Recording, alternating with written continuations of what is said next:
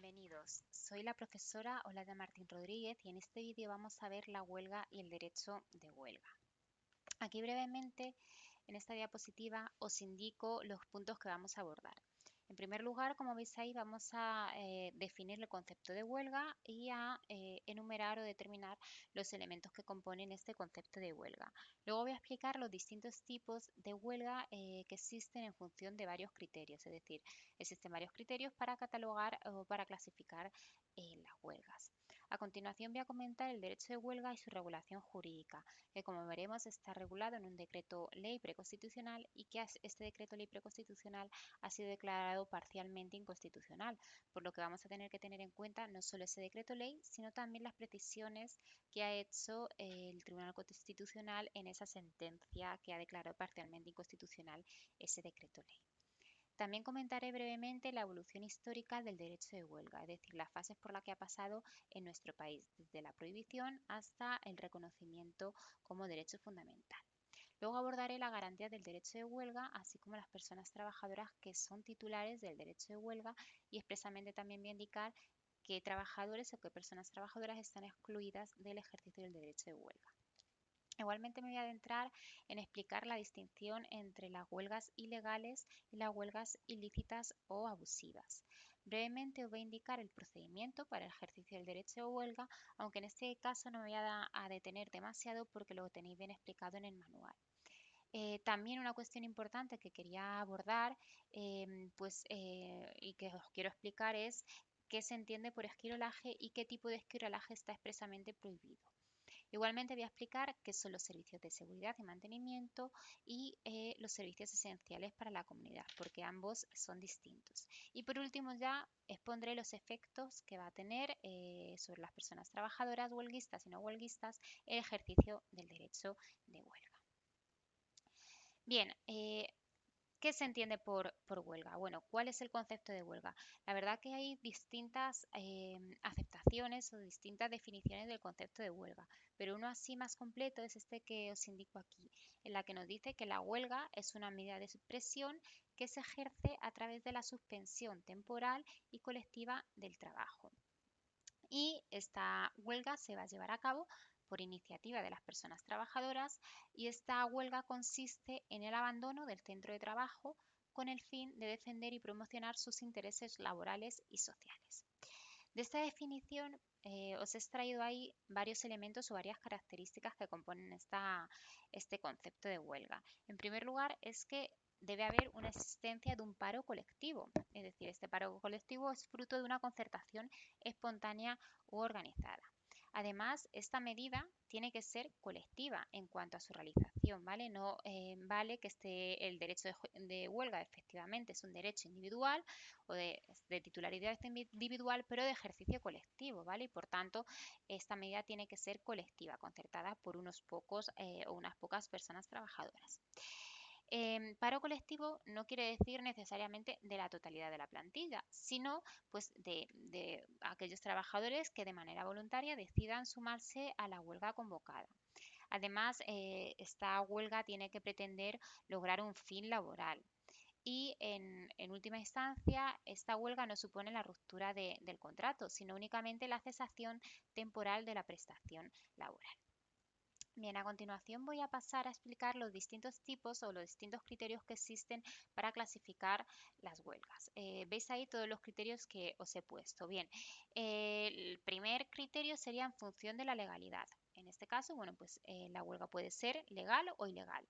Se va a considerar legal aquella que se convoca según los plazos, la forma, los procedimientos y la finalidad que establece expresamente una norma. En nuestro caso, el Decreto Ley de Relaciones de Trabajo, teniendo en cuenta la sentencia del Tribunal Constitucional 11/1981, que declara parcialmente inconstitucional alguno de los artículos de esa norma. Y luego puede ser declarada ilegal, pues aquella que no se ajusta a la legalidad vigente, ¿vale? Otro criterio de clasificación es en función de los sujetos que realizan la huelga. Aquí vamos a distinguir, por ejemplo, pues trabajadores que están sometidos al Estatuto de los Trabajadores, es decir, que están vinculadas con su empresa a través de una relación laboral bajo la aplicación del Estatuto de los Trabajadores. Y por otro lado, pues tenemos la huelga del personal funcionarial. Esto sería aquella huelga que se desarrolla entre los sujetos de una relación de carácter funcionarial o estatutario con una administración pública y que prestan servicios pues, públicos, ¿vale? Otro criterio de clasificación es en función de la motivación de la huelga.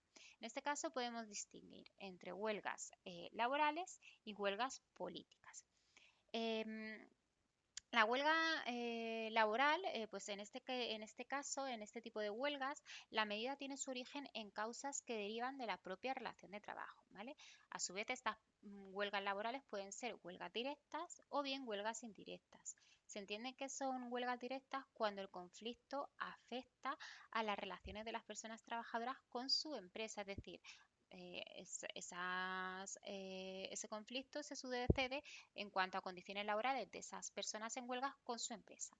Y se entiende que son huelgas indirectas o secundarias o de simpatía o de solidaridad, perdonar, cuando la suspensión del trabajo se fundamenta en motivos que no afectan directamente a quienes secundan la huelga ni a sus relaciones de trabajo, ¿vale? Entonces, en ese caso no tienen sería una huelga laboral indirecta porque directamente las mejoras en condiciones de trabajo que pudiesen alcanzar el ejercicio de huelga, pues directamente no les afecta o no les supone una relación directa, ¿vale? Y luego tenemos las huelgas extralaborales o políticas. En este caso, este tipo de huelgas se convocan pues, con el fin de influir en la gestión de los poderes públicos. Dentro de estas huelgas políticas, pues hay varios tipos. En primer lugar están las huelgas revolucionarias o insurreccionales, que están dirigidas a subvertir el orden político establecido. Huelgas políticas puras, que no son insurreccionales, que van contra los poderes públicos, por ejemplo, contra el gobierno, contra el parlamento, contra los tribunales, y que pueden ser de corta duración y se llaman también huelgas de protesta o también pueden ser de mayor duración, conocidas como huelgas de lucha. Un tercer tipo de huelga extralaboral o política son las huelgas de imposición económico-políticas o mixtas. En este tipo de huelgas aparecen entremezcladas las motivaciones sociales, profesionales y políticas. Por ejemplo, pues podría ser una huelga convocada por las organizaciones sindicales contra la política del gobierno, por ejemplo, en materia de jubilaciones, ¿vale? O en materia de salarios mínimos. Otro criterio para clasificar la huelga es en función de su radio de acción.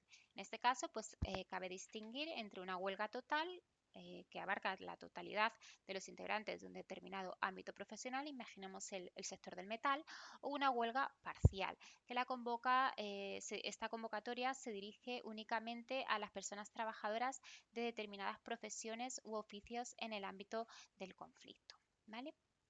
En este caso, una huelga parcial pues sería para un determinado colectivo, imaginemos pues para los administrativos o de los administrativos.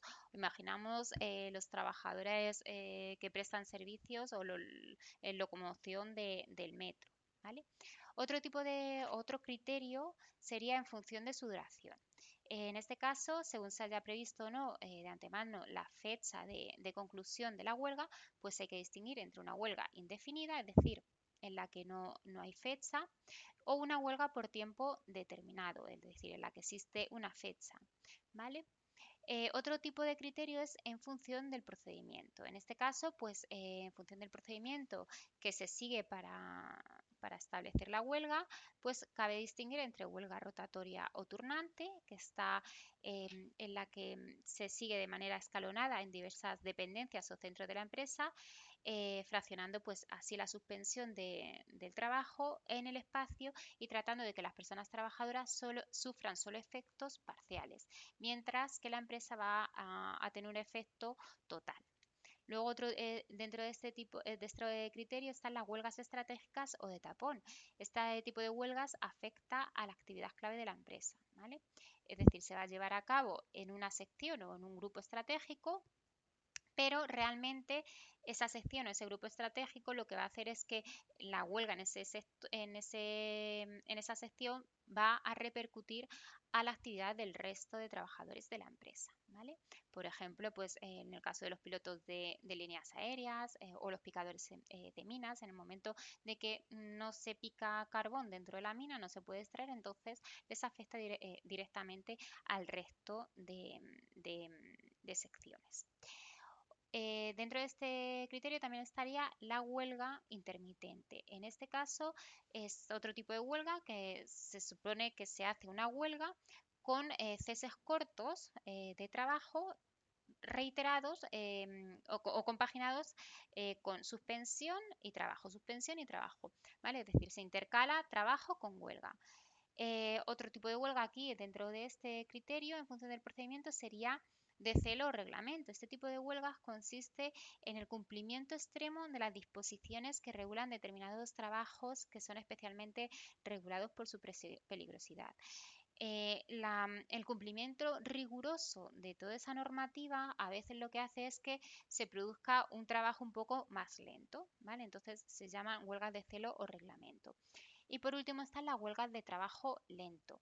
Estas huelgas consisten en que no se deja de trabajar, pero lo que sí que se hace es trabajar más lento y lo que se produce con ello es una disminución de los rendimientos y no se abandona su puesto de trabajo, pero se produce una disminución de los rendimientos. Bien, vamos ahora a pasar a explicar, perdona, que paso la diapositiva, la evolución del derecho de huelga. En España la huelga estuvo terminantemente prohibida durante todo el siglo XIX, estando considerada como delito de coligación hasta el año 1909 por los códigos penales de 1848 y de 1879. Ya con la Ley de Huelgas y Coligaciones de 27 de abril de 1909, lo que se hizo fue despenalizar la huelga y pasó a ser considerada como mero incumplimiento contractual, ¿vale? Posteriormente, años más tarde, lo que se produce es otro pequeño avance durante la Segunda República. En este caso, de la mano del primer ministro de Trabajo del nuevo gobierno de la República, es decir, de la mano de Largo Caballero, se publica la Ley de Contrato de Trabajo de 21 de noviembre de 1931. Bien, esta ley refuerza el régimen de libertad de huelga que se inició con la Ley de Huelgas y Coligaciones del año 1909 que os acabo de comentar. En concreto, esta Ley de Contrato de Trabajo de 1931 recoge en uno de los preceptos de su articulado que las huelgas y los lockouts, es decir, los cierres patronales, no van a rescindir los contratos de trabajo. Sin embargo, cuando llega la guerra civil a España y con la instauración de la dictadura franquista en el periodo 1939 a 1978, se experimentó un retroceso considerable en la evolución del reconocimiento del derecho de huelga. Tanto es así que se prohibió expresamente toda actuación política y sindical y, por tanto, la huelga, ¿vale? El Código Penal del año de 1944 determinaba la tipificación penal de la huelga cuando en uno de los preceptos, concretamente en el artículo 222, tipificaba y recogía que iban a ser castigados como reos de sedición las huelgas de obreros, ¿vale? Entre los años 60 y 70 del siglo XX se dieron en nuestro país una serie de decretos. En este sentido, pues cabe destacar también el Decreto Ley 5/1975 sobre regulación de los conflictos colectivos de trabajo, que declaraba que el recurso a la huelga sería procedente en un conflicto colectivo cuando se hiciese referencia a las condiciones laborales de las personas trabajadoras, ¿vale? Justo 2 años más tarde de eso, ya es cuando se aprueba el Decreto Ley de Relaciones de Trabajo del año 1977, que procedió a regular la huelga y el conflicto colectivo, además de otras materias, con arreglos pues, a esquemas forzosamente provisionales. Tras la promulgación tras la publicación de este decreto ley, al año siguiente se promulga la Constitución Española de 1978 y ya en esta Constitución se reconoce el derecho de huelga en su artículo 28.2 como derecho fundamental. Bien, como hablaremos luego más adelante, sigue estando en vigor el decreto ley de relaciones de trabajo preconstitucional, pero que fue declarado parcialmente inconstitucional por la sentencia 11-1981, ¿vale? Bien, vamos a explicar el sistema normativo vigente del derecho de huelga. Dentro del sistema normativo vigente en la actualidad hemos de distinguir las normas de origen interno, es decir, el nivel interno, y también las normas, de carácter internacional. Aunque sí que es verdad que antes de nada en los textos internacionales se observa una especial cautela sobre esta materia, es decir, es una materia delicada y con carácter general los textos internacionales no se pronuncian. Por ejemplo, la Organización Internacional del Trabajo se menciona o aborda el derecho de la negociación colectiva, pero no el derecho de huelga. Ocurre lo mismo con la Declaración Universal de Derechos Humanos, tampoco se pronuncia sobre el derecho de huelga. Y a nivel comunitario no existen reglamentos ni tampoco directivas sobre el derecho de huelga. A nivel interno sí que hay que señalarse como normas básicas, en primer lugar, el artículo 28 de la Constitución. A continuación, obviamente, la ley que regula este derecho de huelga, la norma que regula este derecho de huelga, es el Decreto Ley de Relaciones de Trabajo 17-1977, que fue declarado o fue depurado por la sentencia del Tribunal Constitucional 11-1981, que declaró parcialmente inconstitucional esa norma. También hay que tener en cuenta el Código Penal, ¿vale?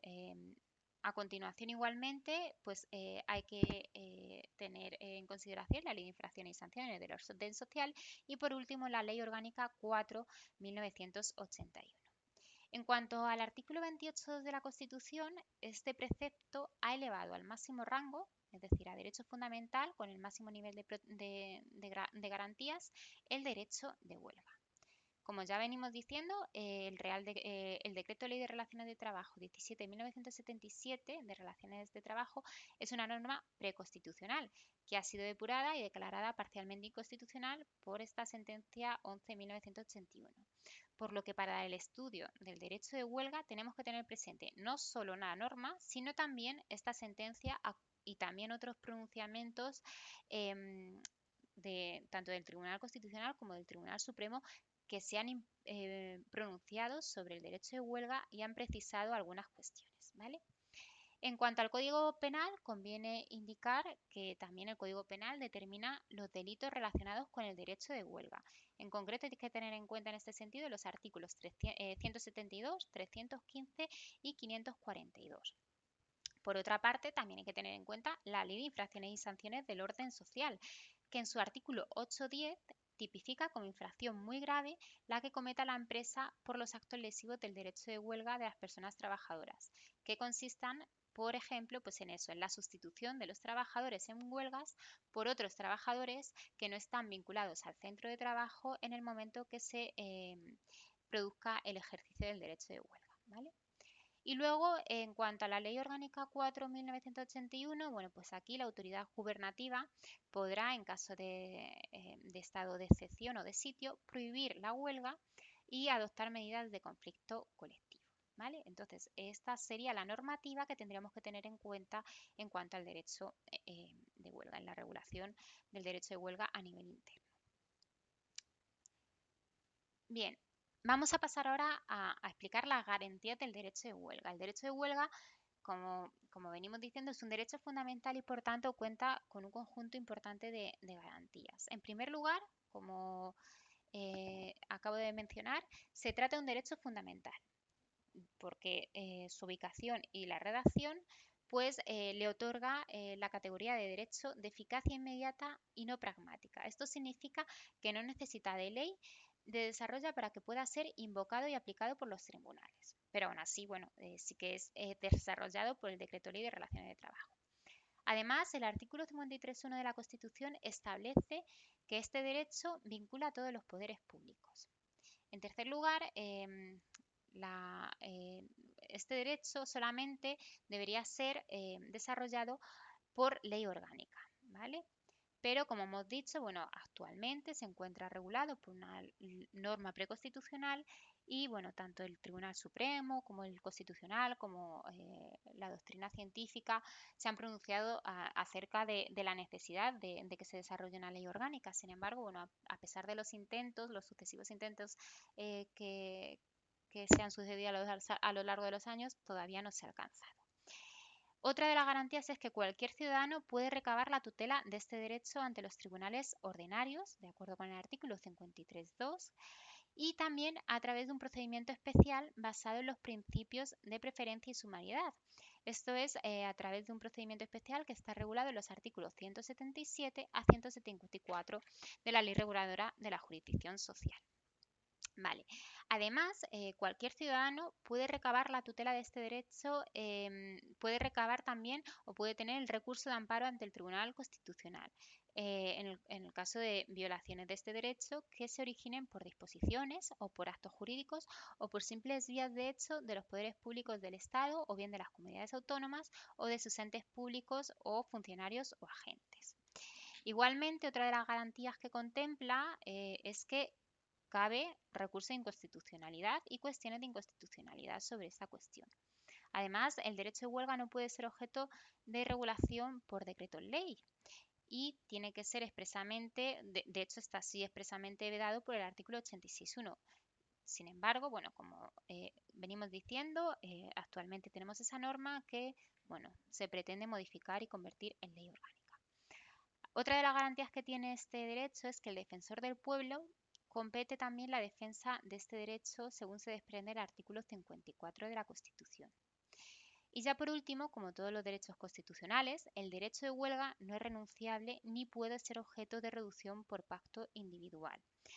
Pero sí que se admite la renuncia temporal a su ejercicio por medio de convenio colectivo, a través de los llamados pactos de paz laboral que no pueden reputarse como ilícitos ni contrarios a la Constitución. ¿Vale? Vamos a pasar ahora ya a explicar los titulares del derecho de huelga. Hay que decir que con carácter general son titulares del derecho de huelga todas las personas que presten sus servicios en el marco de las relaciones laborales, sea esta una relación laboral común, una relación laboral especial o lo hagan en el ámbito privado, es decir, bajo la regulación del Estatuto de los Trabajadores o bien en el sector público, bajo el EB. Aunque, bueno, todas estas son titulares, sí que es verdad que hay algunas peculiaridades en cuanto a grupos de personas asalariadas y también hay unas exclusiones del derecho de huelga para determinados colectivos de funcionarios. Os voy a mencionar cada uno de estos. En cuanto al personal civil no funcionario dependiente de establecimientos militares, eh, el derecho de huelga está expresamente excluido de este derecho de huelga en el Decreto Ley de Relaciones de Trabajo, concretamente en la disposición adicional primera. Esta disposición adicional primera del Decreto Ley de Relaciones de Trabajo excluye expresamente al personal civil no funcionario dependiente de establecimientos militares del derecho de huelga. Sin embargo, posteriormente, sí que a este colectivo se les ha reconocido expresamente este derecho de huelga por la sentencia del Tribunal Constitucional 11-1981 que declaró parcialmente inconstitucional pues, algunos preceptos de esa norma. Y además también se reconoce expresamente su derecho de huelga a través del Real Decreto 2205-1980. Otra peculiaridad la presenta el personal contratado por empresas de seguridad. Este personal contratado por empresas de seguridad no van a poder desarrollar su derecho de huelga mientras estén ejerciendo sus funciones, ¿vale? Así lo establece expresamente el artículo 8.4 de la Ley 5/2014. En lo referente al personal penado en instituciones penitenciarias, el artículo 34 de la Ley Orgánica General Penitenciaria 1/1979 excluye el ejercicio de derechos colectivos. Por tanto, tampoco van a tener el derecho de huelga los penados en instituciones penitenciarias, lo cual tendría también o tiene su lógica, ¿vale?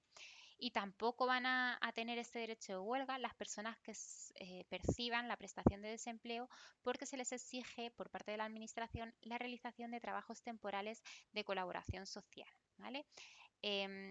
Esto es así porque el propio artículo 172.2 de la Ley General de la Seguridad Social le niega expresamente a este colectivo la condición de personas trabajadoras en régimen laboral. Por lo tanto, no van a tener este derecho de huelga.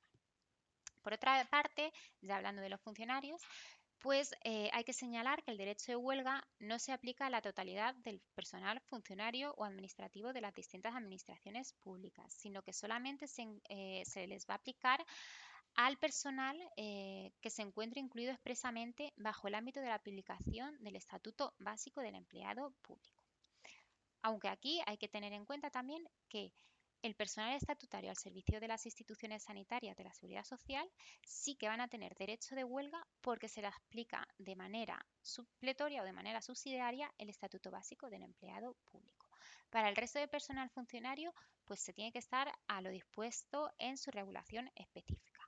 Y en cualquier caso, están expresamente excluidos de este derecho, de acuerdo con el Decreto Ley de Relaciones de Trabajo, tres categorías de funcionarios. En primer lugar, están excluidos del derecho de huelga el personal funcionario militar, es decir, los miembros de las fuerzas o institutos armados y los demás cuerpos sometidos a disciplina militar.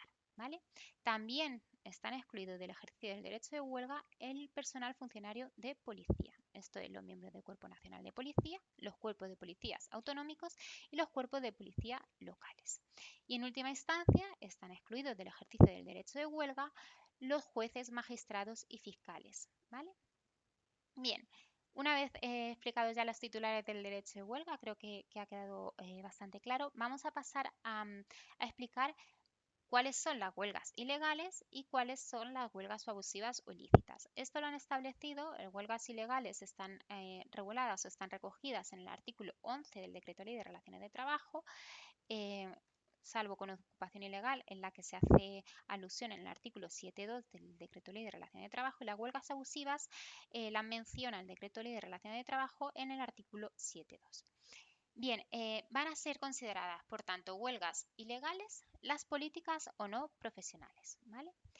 Es decir, cuando se inicien o se sostengan por motivos políticos o con cualquier otra finalidad distinta al interés profesional de las personas trabajadoras afectadas. ¿Vale?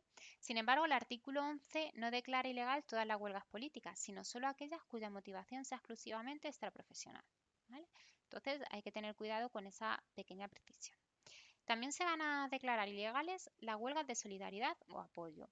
Esto es, las que no afecten directamente al interés profesional de quienes las promuevan o las sostengan. Sin embargo, en este caso, sobre este artículo, el Tribunal Constitucional, en su sentencia 11/1981, se manifestó y concluyó que este artículo, el artículo 11b del Decreto Ley de Relaciones de Trabajo, a pesar de su redacción gramatical, sí que permite la huelga de solidaridad cuando la solidaridad esté fundada directamente en intereses profesionales de quienes las promuevan o sostengan. Esto es lo que ha precisado luego posteriormente el Tribunal Constitucional en esa sentencia.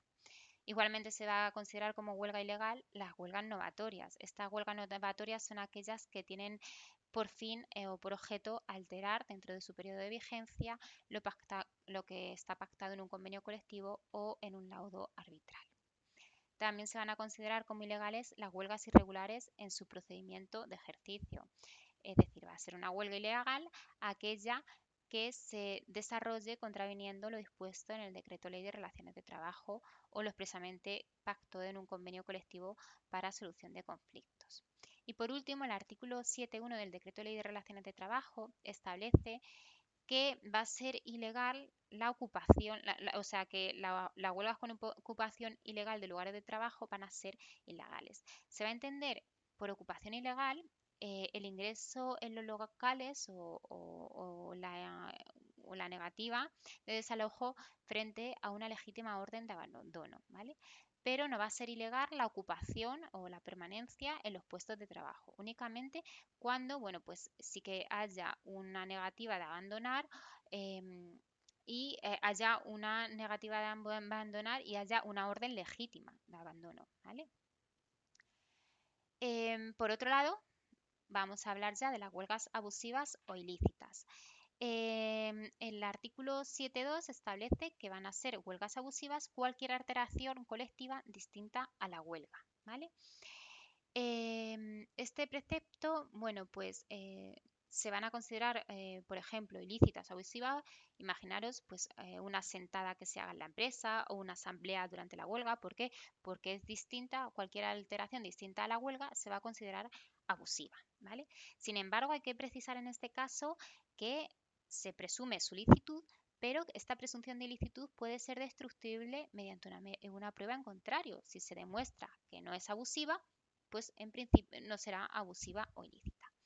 Y por otro lado, el artículo 7.2 también enumera una serie de conductas sobre las que indica expresamente también que van a ser abusivas o ilícitas. Estas serían las huelgas de tapón o las huelgas estratégicas, es decir, aquellas que se efectúan por las personas trabajadoras que prestan servicios en sectores estratégicos con la finalidad de interrumpir el proceso productivo.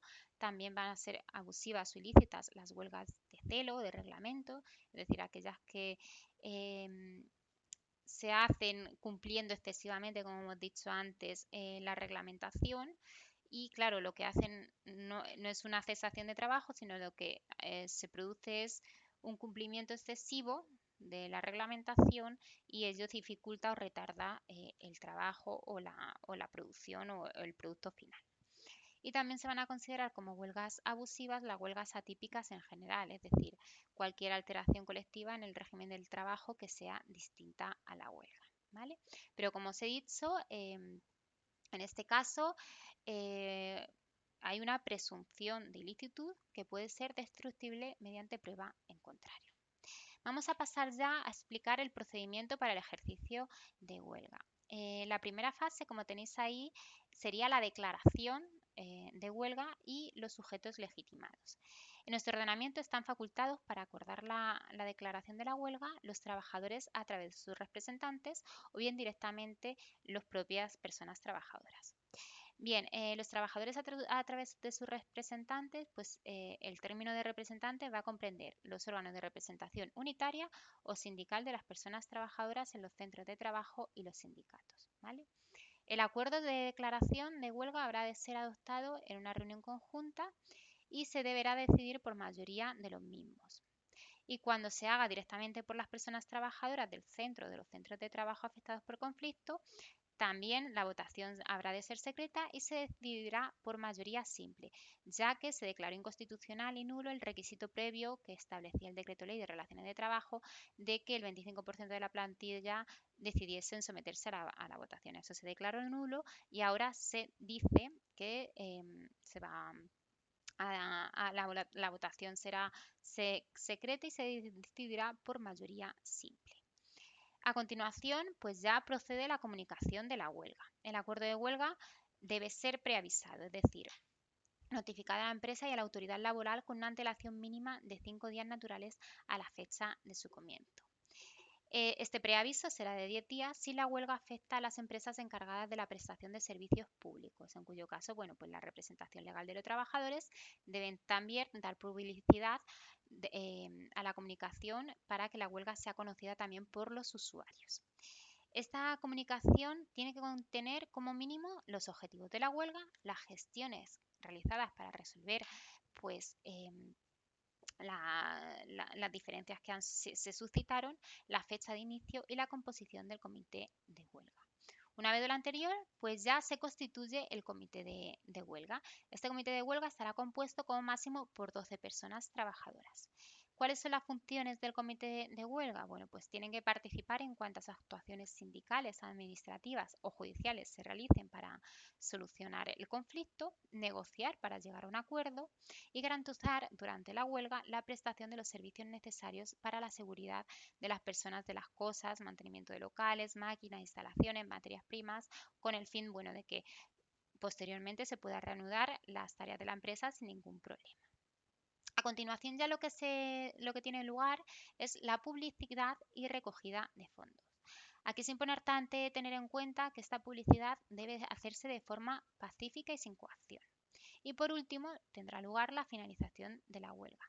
Esta puede ocurrir de 4 formas diferentes: por desistimiento o desconvocación de la huelga por las personas trabajadoras, bien por acuerdo o pacto entre las partes en conflicto, bien porque la huelga hubiera concluido al haberse convocado un plazo de finalización, o bien por el establecimiento de un arbitraje obligatorio que es acordado por el Gobierno a propuesta del Ministerio de Empleo y de Seguridad Social.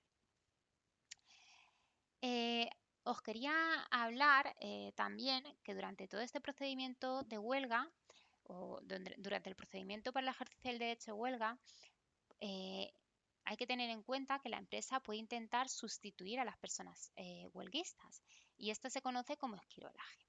Vamos a distinguir dos tipos de esquirolaje. Por un lado, el esquirolaje externo. Este esquirolaje externo se produce pues, cuando la empresa lo que hace es contratar a nuevas personas trabajadoras, ya sea de forma temporal o de forma definitiva. O también este esquirolaje puede tener lugar internamente. Esto significa que, o esto se produce cuando las personas trabajadoras que no se suman a la huelga, o es decir, que no ejercen su derecho de huelga, se encargan de ejecutar las tareas o las funciones que les corresponden a las personas huelguistas. ¿Qué nos dice el Decreto Ley de Relaciones de Trabajo? Pues concretamente en el artículo 6.5, el Decreto Ley de Relaciones de Trabajo nos dice que mientras dure la huelga, el empresario no puede sustituir a los huelguistas por trabajadores o por trabajadoras que no estuviesen vinculados a la empresa en el momento de ser comunicada la huelga. Aunque cabe la excepción de que sí que se puedan contratar para asegurar determinados servicios mínimos esenciales para la comunidad, conforme al artículo 10 del Decreto Ley de Relaciones de Trabajo, o las previsiones sobre servicios de seguridad y mantenimiento de la empresa, conforme al artículo 6.7. Bien, por lo tanto, ¿esto qué significa? Que no se puede sustituir o formalizar contratos de puesta a disposición con una empresa de trabajo temporal para sustituir a los trabajadores huelguistas, ¿vale? De hecho, expresamente el artículo 8A de la Ley de Trabajo Temporal establece esta cuestión. Además, la sustitución de trabajadores en huelgas por otros puestos a su disposición por una empresa de trabajo temporal, esta sustitución de trabajadores en huelga por otros trabajadores de una empresa de trabajo temporal se encuentra además tipificada como una infracción muy grave de la empresa, ¿vale? De hecho, así lo establece el artículo 19.3a de la Ley de Infracciones y Sanciones del Orden Social. Es decir, esto que acaba de decir, en el momento de que una empresa de trabajo temporal ponga a trabajadores en una empresa a disposición a trabajadores para sustituir a personas huelguistas, pues puede ser tipificado como infracción muy grave, ¿vale? Sin embargo, no está prohibido que el empresario o la empresaria o bien las personas de su entorno familiar sustituyan a las personas en huelga que realicen prestaciones ocasionales y a título de amistad o benevolencia, según ha establecido el Tribunal Supremo en la sentencia de 19 de septiembre de 1997, ¿vale? Es decir, en el caso de que sea el empresario, la empresaria o sus personas o sus familiares las que sustituyan a esas personas en huelga, de manera ocasional y como trabajo a título de amistad o benevolencia, pues dice el Tribunal Supremo que ahí en este caso no se está produciendo una vulneración del derecho de huelga, ¿vale? Y el esquirolaje interno, en cuanto al esquirolaje interno, pues la empresa sí que puede recurrir a la movilidad funcional del personal contratado que no se haya sumado a la huelga. Pero claro, siempre se tienen que respetar los límites del ejercicio del ius variandi, ¿vale? Es decir, la empresa no puede utilizar a personas trabajadoras de la empresa para desempeñar funciones que no han realizado previamente, ¿vale? O sea, imaginemos un administrativo que le pongan a hacer o a desempeñar funciones de reposición. O sea, si previamente no ha desarrollado o no ha efectuado esas funciones, pues no tiene mucho sentido, ¿vale? Tampoco la empresa puede sustituir a las personas huelguistas por personas trabajadoras de otros centros o de otros turnos de trabajo que no se hayan sumado a la huelga, ¿vale? Imaginemos que una empresa tiene varios centros de trabajo, no se los puede traer de una empresa a otra, o tampoco puede, si tiene varios turnos, no imaginemos que uno de los turnos no hace huelga y entonces le cambia el turno, ¿vale? Tampoco se podría hacer eso. Otra de las cuestiones que también os quería precisar era en cuanto a los servicios de seguridad y mantenimiento, ¿vale? En este caso hay que distinguir entre los servicios de seguridad y mantenimiento de las empresas y los servicios esenciales para la comunidad. Los servicios de seguridad y mantenimiento de las empresas, en este caso el Decreto Ley de Relaciones de Trabajo nos reconoce o establece que el comité de huelga debe garantizar los servicios necesarios para la seguridad de las personas y de las cosas, mantenimiento de locales, maquinarias, instalaciones, materias primas y otras. ¿Vale? La empresa y el comité de huelga deben de negociar en este caso la designación de las personas trabajadoras y la concreta determinación de los servicios de seguridad y mantenimiento en el caso de la huelga. En el caso de que no llegasen a acuerdo, pueden recurrir a una solución judicial o acudir también a las soluciones extrajudiciales que vimos en el anterior tema, como las previstas en el sexto acuerdo de solución autónoma de conflicto. Sin embargo, si el comité de huelga incumple la obligación de prestar participación en la designación de este personal, la empresa podrá designarlo de manera unilateral. ¿Vale? Las personas trabajadoras que sean designadas de común acuerdo entre las partes o por el empresario, pues deberán prestar sus servicios. Vale, y luego ya en cuanto a los servicios esenciales para la comunidad, que es cuestión distinta a los servicios de seguridad y mantenimiento, el artículo 28.2 establece con claridad que la ley que regule el ejercicio del derecho de huelga tiene que establecer las garantías precisas para asegurar el mantenimiento de los servicios esenciales de la comunidad. Los servicios esenciales, como os vengo diciendo, son un supuesto distinto del regulado en el artículo 6.7, que son relativos a los servicios de seguridad y mantenimiento. ¿Qué son los servicios esenciales? Bueno, pues se podrían entender como aquellos servicios que están destinados a la totalidad de la comunidad y que al mismo tiempo son esenciales para la comunidad. Y frente a estos servicios, la huelga no puede imponer el sacrificio de los intereses de los destinatarios de los servicios esenciales porque producirían un mal más grave que el beneficio que podrían adquirir las personas en huelga. ¿Vale? El legislador no ha establecido una lista de servicios que hayan de ser de considerarse esenciales, salvo el caso del Servicio Público de Comunicación Audiovisual, que así se ha establecido expresamente por el artículo 40 de la Ley 7/2010 de 31 de marzo y por el sector eléctrico a través de la Ley 54/1997. ¿Vale? Aparte de estas dos leyes que sí que han establecido que son servicios esenciales, luego ha sido la doctrina judicial la que se ha tenido que encargar de completar en sucesivos pronunciamientos en qué casos estamos ante un servicio esencial o en qué casos no. Entre otros, la doctrina constitucional ha considerado como servicios esenciales el transporte ferroviario, urbano, aéreo, servicios sanitarios, hospitalarios y asistenciales, también abastecimiento y saneamiento de aguas, recogida y tratamiento de residuos y la enseñanza. Todos esos servicios se han considerado por parte de la doctrina judicial como servicios esenciales, más el servicio público de comunicación audiovisual y el servicio eléctrico. ¿Qué son los servicios mínimos? Pues los servicios mínimos, por su parte, son el porcentaje de actividad que se juzga imprescindible para mantener durante la huelga una suficiente prestación de esos servicios esenciales para la comunidad. La designación de estos servicios mínimos le corresponde o le compete a la autoridad gubernativa a través de los decretos de servicios mínimos. ¿Vale? La designación de las personas trabajadoras que han de mantener los servicios mínimos le corresponde a la dirección de la empresa afectada. ¿Vale? Y estos servicios mínimos conllevan normalmente una restricción al ejercicio del derecho de huelga que priva a las personas designadas para prestarlos pues, de su derecho de huelga, salvo que en ese caso pues, las personas que hayan sido designadas pues, no quisieran secundar la huelga. Pero en principio sí que estos servicios mínimos conllevan pues, una privación de este ejercicio del derecho de huelga. Por ese motivo, pues la empresa sí que en cierta medida debería cubrir los servicios mínimos con aquellas personas que no se quieren sumar a la huelga. Pero en el caso de que no tenga personas, porque hay determinadas funciones que las funciones de esas funciones se desempeñan por trabajadores huelguistas, pues sí que tendrá la obligación de designarlos y en ese caso, pues esos trabajadores que tienen que suplir los servicios mínimos, pues verán mermado su derecho de huelga. ¿Vale? Bien, vamos a pasar ya ahora a hablar sobre los efectos que tiene los efectos sobre la persona trabajadora que secunda la huelga. Vale, el efecto primero sobre la persona trabajadora que secunda la huelga es la suspensión de su contrato laboral, ¿vale? De su relación laboral. De tal forma que el ejercicio de huelga no extingue la relación laboral, sino que durante la huelga se encuentra, su contrato laboral se encuentra suspendido.